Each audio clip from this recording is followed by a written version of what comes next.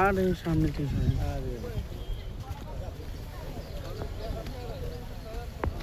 Position বুঝে না নষ্ট করে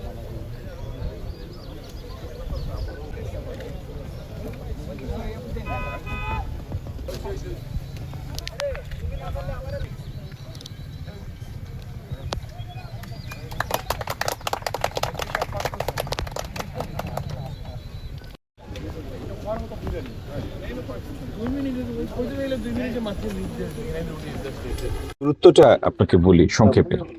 প্রথমত, সিলেট একটা ফসল থেকে বঞ্চিত হয় কারণ শুকনোর সময় সেচের সুবিধা পায় না, এরকম বিস্তীর্ণ কৃষি জমি আছে। আরেক অংশ কৃষি জমি বছরের একটা নির্দিষ্ট সময়ে সেখানে পানি জমা থাকে, এই পানি নিষ্কাশন করা গেলে ওই সময় সেখানে বাড়তি ফসল ফলানো সম্ভব হতো।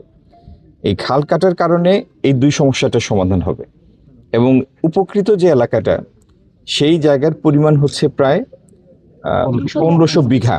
1500 বিঘা, এখানে 200 হেক্টরের মতো, তাতে গিয়ে 1500 বিঘার মতো হয়। আচ্ছা, আর বন্যার কারণে যে পানি জমে, খাল তার পানির ধারণ ক্ষমতাটা বাড়াবে।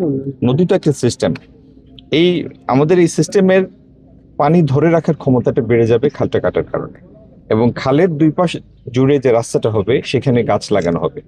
সুতরাং এটি সম্পন্ন হওয়ার পরে আপনি বুঝবেন যে এই 4 বা 4.5 কিলোমিটারের যে খালটা খনন করা হলো, এটার উপকার বা উপযোগিতা এই পুরো অঞ্চলের জন্য কতটুকু সেটা আপনি প্রথম বছরেই অনুভব করবেন।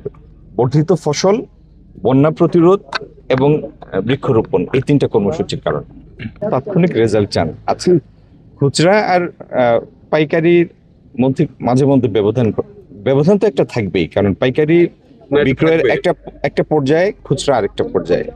আচ্ছা, কিন্তু এই ব্যবধানটা যেন অগ্রহণযোগ্য কোনো পর্যায়ে উপনীত না হয়, সেটা যদি হয় সেটা মেনে নেওয়া যায় না। তো কি কারণে পাইকারি এবং খুচরার মধ্যে মাঝে মধ্যে, শুধু যে নিত্য প্রয়োজনীয় পণ্য না, অনেক কৃষি পণ্যের মধ্যেও দেখা যায় যে ব্যবধানটা মোটেও মেনে নেওয়ার মতো ব্যবধান না।